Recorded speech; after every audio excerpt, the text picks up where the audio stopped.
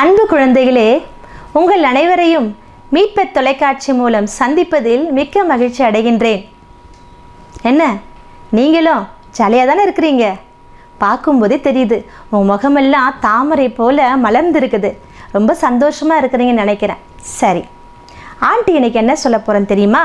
முதலாவது ஆண்டுடைய வசனத்தை ஒரே ஒரு வசனத்தை சொல்லிவிட்டு அதுக்கப்புறம் உங்களுக்கு ஒரு குட்டி கதை சொல்ல போகிறேன். சரியா? யாரும் எங்கேயுமே போகக்கூடாது. கவனத்தோடு ஆண்டி சொல்கிற கதையும் கேட்கணும், வசனத்தையும் கேட்கணும். சரியா? முதல்ல வசனத்தை படிப்போமா? நீதிமொழிகள் 6ஆம் அதிகாரம் 6வது வசனம். எறும்பை பாருங்கள், அதன் செயல்களை கவனித்து ஞானமுள்ளவராகுங்கள். அதற்கு தலைவனும் இல்லை, கண்காணியும் இல்லை, அதிகாரியும் இல்லை. எனினும் அது கோடையில் உணவை சேர்த்து வைக்கும், அறுவடை காலத்தில் தானியத்தை சேகரிக்கும். பார்த்தீங்களா? இந்த வசனத்தில் யாரை பற்றி சொல்கிறார் ஏசப்பா? எறும்பை பற்றி சொல்கிறார். சரி, இந்த எறும்பை பற்றி படித்தோம் இல்லையா? இது அப்படியே இருக்கட்டும். இப்போ ஆண்டி ஒரு சின்ன கதை ஒன்று சொல்ல போகிறேன்.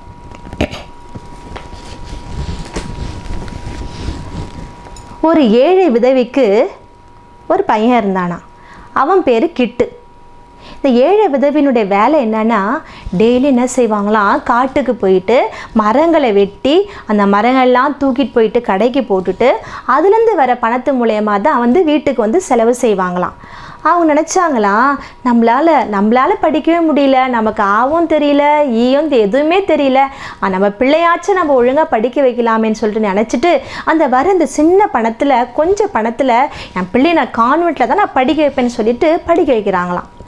ஏன்னா இந்த கிட்டுக்கு என்ன பிடிக்கும்னா, லட்டுனா ரொம்ப பிடிக்குமா. அதனால் இவங்க காலையில் எழுந்து என்ன செய்வாங்களாம், காலை உணவு மதிய உணவு இது செஞ்சு முடிச்சிட்ட பிறகு டெய்லி என்ன செய்வாங்களாம், டெய்லி 3 லட்டு செஞ்சு வச்சுட்டு அவங்க வேலைக்கு போயிடுவாங்களாம். இவர் என்ன செய்வாராம், கேட்டு காலையில் எழுந்துட்டு எல்லாம் அம்மா கட்டி வச்சுலாம் ஸ்கூலுக்கு கொண்டு போயிட்டு அவரோட வேலை என்னென்னா, போனதுமே காலை உணவை சாப்பிட்ருவார். அப்புறம் மதியம் பெல் அடிச்சதும் மதிய உணவு சாப்பிட்டுடுவார். அதுக்கப்புறம் ஈவினிங் பெல் அடிச்சதும் வீட்டுக்கு நேராக பேகை தூக்கிட்டு வந்துட்டு செருப்பை ஒரு பக்கம் பேகை ஒரு பக்கம் போயிட்டு உள்ளே போனதும் அம்மா என்ன செஞ்சு வச்சுருப்பாங்க, லட்டு செஞ்சு வச்சுருப்பாங்க இல்லையா, அதை கையை கூட கழுவ மாட்டாராம், அதை சாப்பிடுவாராம். சாப்பிட்டு முடிச்சுட்டு கொஞ்ச நேரம் அப்படியே சோஃபாவில் இல்லை சேர்லேயே சாஞ்சிட்டு டிவியை பார்த்துட்டே இருந்து அப்படியே தூங்கிடுவாராம். இந்த அம்மா ஆஞ்சு ஓஞ்சி விறகெல்லாம் போய் வெட்டின விறகை கொண்டு போயிட்டு விற்று அதுலேருந்து வர கொஞ்சம் பணத்தை கொண்டு வந்து அதில் சாமான்களை வாங்கி சமையல் செஞ்சு இப்படி காப்பாற்றிட்டு வந்தாங்களாம். இந்த அம்மாவுக்கு செல்ஃபோன்லாம் எதுவுமே கிடையாது. அதனால் பக்கத்து தெருவில் இருக்கிற அண்ணாச்சிக்கிட்ட தான் அவங்க நம்பரை கொடுத்துருக்குறாங்களாம். இல்லை, அந்த அண்ணாச்சியோட நம்பரை எடுத்துகிட்டு போய் தான் ஸ்கூலில் கொடுத்துருக்குறாங்க. ஒரு நாள் ஸ்கூல்லேருந்து அந்த அண்ணாச்சி கடைக்கு ஃபோன் வருது. அப்போ அண்ணாச்சி எடுத்துகிட்டு யாரும் கேட்குறாராம், இல்லை கிட்டோட அம்மாவான்னு சொல்லிட்டு கேட்குறாங்களாம். அவர் சொன்னாரா, கிட்டோட அம்மா இல்லை, கிட்ட அம்மாவுக்கு ஃபோன் கிடையாது, ஆனால் என்னுடைய நம்பரை தான் கொடுத்து வச்சுருக்குறாங்க, என்னன்னு சொல்லுங்கள் நான் சொல்லிடுறேன். இல்லை இது ரொம்ப இம்பார்ட்டண்ட் இது செய்தி, நான் உங்ககிட்ட தான் பேசணும், உங்ககிட்ட சொல்ல முடியாது. இல்லை சொல்லுங்கம்மா நான் சொல்லிக்கிறேன். இல்லைப்பா, சரி அவங்க எத்தனை மணிக்கு வீட்டுக்கு வருவாங்க? அவங்க வர்றதுக்கு ரொம்ப லேட்டாகும், ஒரு 6:30 அந்த மாதிரி ஆகும். சரி, நான் 6:30 மணிக்கு நான் வீட்டுக்கு வரேன்னு சொல்லுன்னு சொல்லிட்டு அவங்க மிஸ்ஸு சொன்னாங்களாம். இதை இந்த கடைக்காரன் என்ன செஞ்சாங்களாம், கிட்ட அம்மா ஒரு 6 மணி போல் விறகெல்லாம் விற்றுட்டு ரொம்ப ஆஞ்சு ஓஞ்சு ரொம்ப டயர்டாக நடந்து வந்துட்டே இருந்தாங்களாம். இந்த கிட்டுடைய அம்மாவை பார்த்துட்டு இந்த அண்ணாச்சி என்ன சொன்னாங்களாம், ஏம்மா என்னம்மா இவ்வளோ லேட்டாக இன்னைக்கு என்ன ஆச்சு உங்களுக்கு? உங்கள் புள்ள ஸ்கூல்லேருந்து ஃபோன் வந்துச்சு, என்னன்னு தெரியல, உங்களை 6:30 மணிக்கு அவங்க பார்க்க வரேன்னு சொல்லியிருக்கிறாங்கன்னு சொல்லிட்டு சொன்னாராம். உங்கள் அம்மாவுக்கு என்ன சேர்த்துன்னு தெரியல. அப்படியா, சரிங்க அண்ணா, ரொம்ப நன்றிண்ணா, நான் உடனே போகிறேன்னு சொல்லிட்டு வீட்டுக்கு போனாங்களாம்.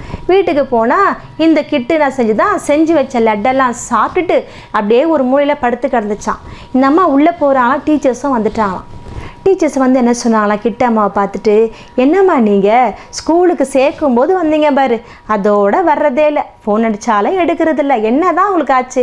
உங்கள் பையன் என்ன செய்கிறான், என்ன படிக்கிறான் சொல்லிட்டு ஒரு வாரத்தோடு நீங்கள் கேட்கவே மாட்டீங்களான்னு சொல்லிட்டு அந்த அம்மா கிட்ட கொஞ்சம், அந்த அம்மா நிலைமையை பார்த்தாலே பாவமாக இருந்தாலும் திட்டலையாம், சும்மா சாதாரணமாக அப்படி பேசுகிறாங்களாம், ரொம்ப சாஃப்டாக தான் பேசுகிறாங்களாம். ஏம்மா அப்படி ஒரு முறையாச்சும் ஸ்கூலில் பார்க்கணும் இல்லையா, உங்கள் பிள்ளை படிக்கிறானா இல்லையான்னு.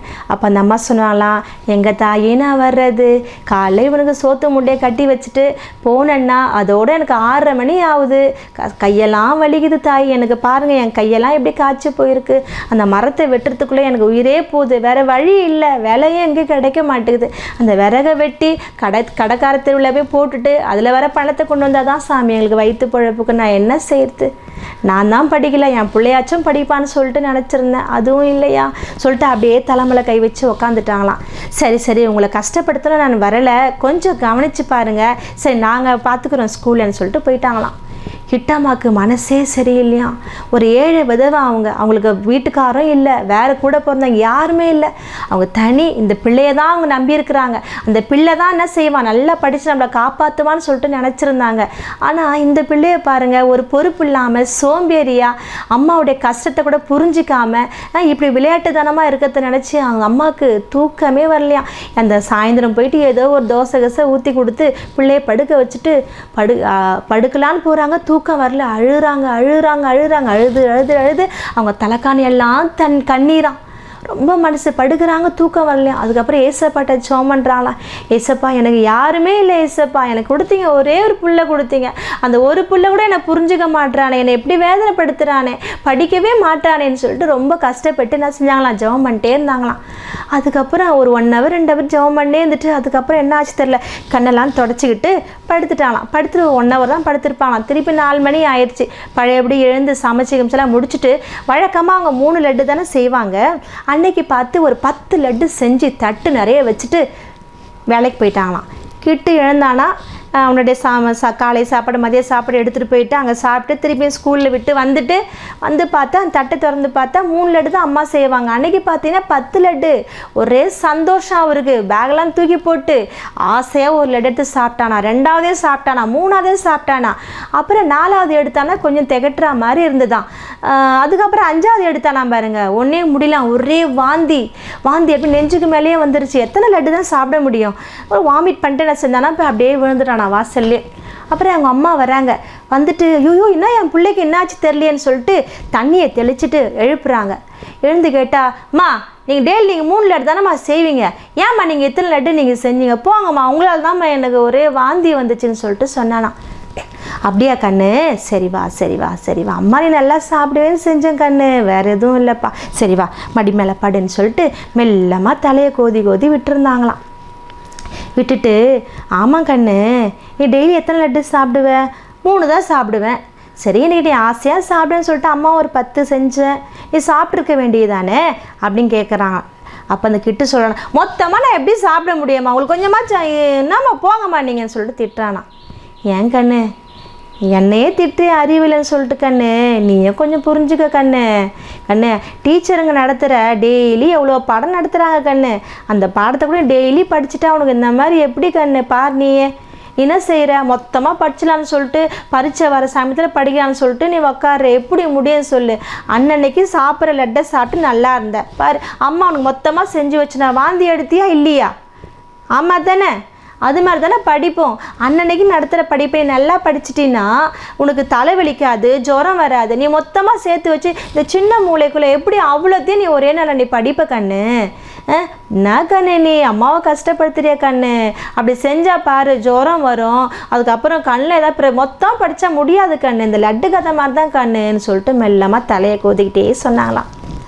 உடனே கிட்டு யோசித்து பார்த்தானா, அம்மா சொல்கிறது சரிதான் இல்லை, சே என்னடா இது, ஆமாம் நம்ம புரிஞ்சிக்காமல் பண்ணிட்டோமே, அம்மாவெல்லாம் இவ்வளோ கஷ்டப்படுத்திட்டோமே. உடனே அம்மாவை கட்டி பிடிச்சிட்டு, அம்மா என்னை தயவுசெய்து மன்னிச்சிடுங்க அம்மா, ஆமாம்மா எனக்கு இப்போ தான்மா புரியுது, நான் நினச்சேன் எக்ஸாம் டைம் கிட்ட வரும்போது படிச்சுக்கலான்னு நினச்சேம்மா, நான் அது எவ்வளோ பேர் தப்புன்னு எனக்கு நல்லா ஆண்டர் புரிய வச்சுட்டாருமா, அம்மா ப்ளீஸ்மா என்னை மன்னிச்சிடுங்கம்மா, நீங்கள் அழவே கூடாதும்மா இனிமேல், நீங்கள் அம்மா நான் நல்லா படித்தவங்க நான் நல்லா காப்பாற்றுவோம்மா, நாங்கள் ப்ளீஸ்மா என்னை மன்னிச்சிட்டேன்னு சொல்லுங்கம்மான்னு சொல்லிட்டு அவங்க அம்மாவை கட்டி பிடிச்சி. உடனே அந்த அம்மா என்ன செஞ்சாங்களா, சரி கண்ணே நீ புரிஞ்சுக்கிட்டா போதும் செல்லாம், நீ அழாத செல்லம், நீ நல்லா படிச்சிருவ கண்ணே, நீ நல்லா பெரிய ஆளா வந்துடும் சொல்லிட்டு அப்படியே வாரி அணைச்சி தலையில் முத்தம் கொடுத்தாங்களாம். பார்த்தீங்களா அன்பு குழந்தைகளே, கதை புரிஞ்சுதா புரியலையா? புரிஞ்சிருக்கன்னு நினைக்கிறேன். நாம் அனைவரும் யாரை மாதிரி இருக்கணும்? ஆண்டி அந்த எறும்பை பற்றி படித்தேன் இல்லையா வேதாகமத்தில், அது மாதிரி இருக்கணுமா, கிட்டு மாதிரி இருக்கணுமா? எறும்பை போல தான் நம்ம எந்நேரமும் எப்பொழுதும் சுறுசுறுப்பாக இருக்கணும். எறும்பு பாருங்க, எறும்புக்கு அதை கண்காணிக்க நமக்காச்சும் அம்மா இருக்கிறாங்க, எல்லாம் இருக்கிறாங்க. எறும்புக்கு அரசரும் இல்லையா, இல்லை யாருமே கண்காணிக்கிறதுக்கு யாருமே இல்லை. அதுவாகவே என்ன செய்தான், எறும்பு போகிறத பார்த்துருக்குறீங்களா? அது எப்படி போகும்? அழகாக லைனாக போகும்ல. அதுக்கு யார் சொல்லி கொடுத்தது? அதுவாகவே. ஆனால் நம்மளை பாரு, ஒரு லைனில் போக சொன்னால் முந்தி பிந்தி கிந்தி போகிறோம். ஆனால் எறும்பை பாருங்கள், ரொம்ப அழகாக போகும். அப்புறம் ரொம்ப ஆக்டிவாக இருக்கும் எப்போவுமே. அது சுறு நீங்கள் பார்த்துருக்குறீங்களா வீட்டில்? அப்படியே அங்கங்கே துருன்னு போயிட்டுருக்கோம். அதுக்கப்புறம் சேவிங்ஸ் அதுக்கிட்ட அது என்ன செய்யுமா, கோடை காலத்தில் வந்துட்டு கஷ்டப்பட்டு என்ன செய்யுமா, எங்கெங்கே பொருள் இருக்குதோ அத்தனை பொருளையும் சேகரித்து வச்சுக்கிட்டு மழை காலத்தில் அதால் வெளியே போக முடியாது இல்லையா? அதனால் மழை காலத்துக்கும் தேவையான அந்த ஆகாரத்தை செய்யுமா, கோடை காலத்தில் சேர்த்து வச்சுக்குமா. பார்த்தீங்களா எவ்வளோ ஞானம், பார்த்தீங்களா எவ்வளோ அறிவு, பார்த்தீங்களா? அதுக்கு தான் ஆண்டவர் என்ன சொல்கிறாரு, எறும்பை போல் சுறுசுறுப்பாக இருங்கன்னு சொல்லிட்டு சொல்கிறாரு. அப்படி தானே? நாம் ஒருபோது கிட்டு போல இருக்கக்கூடாது. கிட்டு மனம் திருந்திட்டான். அதுக்கு முன்னாடி எப்படி இருந்தான்? அவன் ஒரு சோம்பேறியான வாழ்க்கை தானே வாழ்ந்துட்டு இருந்தான். நம்ம கிட்டுவை போல் இருக்கக்கூடாது. ஆமாம், நீங்களாம் சுறுசுறுப்பு, எனக்கு தெரியும். அவங்க முகத்தை பார்த்தாலுமே சுட்டி குழந்தைங்க மாதிரி இருக்கிறீங்களே. ஓகே, நம்ம எல்லோரும் எப்பொழுதும் எந்நேரமும் அம்மா சொன்னால் உடனே கீழ்ப்படியணும், ஏதாவது ஒரு வேலை சொன்னால் உடனே செய்யணும். அம்மா நாளைக்கு செய்கிறோம்மா போங்கம்மா அப்படிலாம் சொல்லக்கூடாது. சொன்னால் உடனே செய்ய கீழ்ப்படிய நம்ம கற்றுக்கணும். அதுதான் ஆண்டவருக்கு பிரியமாக இருக்கும். அம்மா அப்பா ஏதாவது ஒரு வேலை சொன்னால் அதை உடனே நம்ம கீழ்ப்படிஞ்சு செய்யணும். அவங்ககிட்ட என்ன சொல்லக்கூடாது, அப்புறம் செய்கிறோம்மா நாளைக்கு செய்கிறோம்மா அப்படிலாம் சொல்லக்கூடாது. சொன்னால் உடனே செஞ்சிடணும். அப்படின்னு ஏதாவது விளையாடிட்டு இருந்தேன்னா, அம்மா வெயிட் பண்ணுமா ப்ளீஸ்மா, ஒரு 5 minutes வெயிட் பண்ணுங்கள், நான் உடனே செய்கிறேன்னு சொல்லிட்டு அம்மாட்ட எக்ஸ்கியூஸ் கேட்கணும். ஒரு 5 நிமிஷம் பொறுத்துக்குங்கம்மா, ஒரு 10 நிமிஷம் பொறுத்துக்குங்கம்மா அப்படி சொல்லும்போது அம்மாவுக்கு எவ்வளோ சந்தோஷமாக இருக்கும். சரி உன்னை சொல்லுவாங்களா? இல்லை நீ விளையாடக்கூடாது, நீ கட்டாயமாக செஞ்சாகணும்னு சொல்லுவாங்களா? ஒரு நாளும் சொல்ல மாட்டாங்க. குழந்தைங்கன்னா தானே அம்மாவுக்கு, அவங்க இருக்குதே உங்களுக்காக தானே இருக்கிறாங்க. அப்படி தானே சொல்லுங்களே. நீங்களாம் உங்கள் பெற்றோருக்கு நல்லா கீழ்ப்படுவீங்க. முதலாவது ஆண்டருக்கு கீழ்ப்படுவீங்க, அதுக்கப்புறம் பெற்றோருக்கு கீழ்ப்படுவீங்கன்னு சொல்லிட்டு ஆண்டிக்கு ரொம்ப நல்லா தெரியும். சரியா? சரி செல்லுங்களே, ஒரு சின்ன ஜெபம் பண்ணலாமா? அன்பு இயேசுவே, இந்த மீட்பர் தொலைக்காட்சியின் மூலமாய் இந்த குழந்தைகளை காணும்படியாக என்னை கிருபை செய்து ராஜா உமக்கு நன்றி செலுத்துகிறேன் சுவாமி. ராஜா, நீங்கள் சொன்னீங்களே எறும்பை போல சுறுசுறுப்பாக இருப்பதற்கு கற்றுக்கொள்ளுங்கள் என்று சொன்னீங்களே தகப்பனே. என் பிள்ளைகளை நீர் அப்படியாய் ஆசீர்வதித்து ஆண்டவரே, என் பிள்ளையிடத்தில் உள்ள எல்லா சோம்பல்களையும் எடுத்து போட்டு உற்சாகத்தின் ஆவியால் நீ நிறைத்து ஆண்டவரே, கனித்தருகிற பிள்ளைகளாய் ஆண்டவரே, பெற்றோர்களுக்கும் உமக்கும் கீழ்ப்படுதலுள்ள பிள்ளைகளாய் ஆண்டவரே வாழ நீர் உதவி செய்யுங்க சுவாமி. ராஜா, அவருக்கு எதிர்காலத்தை நீங்கள் ஆசீர்வதிங்க ஆண்டவரே. ராஜா, எந்த வேலையிலும் கவனமாய் உற்சாகத்தோடு ஆண்டவரே அவர்களை செய்ய நீ விசேஷித்த ஞானத்தை நீ கட்டளையிடும்படியாய் உங்களுடைய கரத்துக்குள்ளே என் பிள்ளைகளை ஒப்பு கொடுக்கிறேன் ஆண்டவரே. ராஜா, நீர் எவ்வாறு ஆண்டவரே இந்த பூமியில் வாழ்ந்தபோது உங்களுடைய தேவ தாய்க்கும் யோசேப்புக்கும் கீழ்ப்படிந்து ஆண்டவரே அதன் காலத்தில் நேர்த்தியாக எல்லா வேலை நீ செய்து முடித்திரே விசேஷ ஞானத்தை பெற்று ஆண்டவரே கீர்த்தியிலும் புகழ்ச்சியிலும் சிறந்து விளங்கினது போல ஆண்டவரே, என் பிள்ளைகள் ஒவ்வொருவரும் ஆண்டவரே உங்கள் பிரியமான பிள்ளைகளாய் ஆண்டவரே தேவ பக்தியிலும் தெய்வீக ஞானத்திலும் ஆண்டவரே சிறந்து விளங்க எங்கள் தேவ ஆவியான உதவி செய்யும்படியாய் என் பிள்ளை நான் தாழ்த்தி ஒப்பு கொடுக்கிறேன் சுவாமி. பிள்ளைகள் கர்த்தரால் வரும் சுதந்திரம் ஆண்டவரே, உன் பிள்ளைகள் கர்த்தரால் போதிக்கப்பட்டிருப்பார்கள் என்ற வசனத்தின் நிமித்தமாய் ஆண்டவரே என் பிள்ளைகள் அனுதினமாய் உம்மால் போதிக்கப்பட்டவர்களாய் வாழ கர்த்தர் கிருபை செய்யும்படியாய் நான் தாழ்த்தி ஒப்பு கொடுக்கிறேன். அன்பு இயேசுவே, இந்த மீட்பர் தொலைக்காட்சியின் மூலமாய் இந்த குழந்தைகளை காணும்படியாக என்னை கிருபை செய்து ராஜா உமக்கு நன்றி செலுத்துகிறேன் சுவாமி.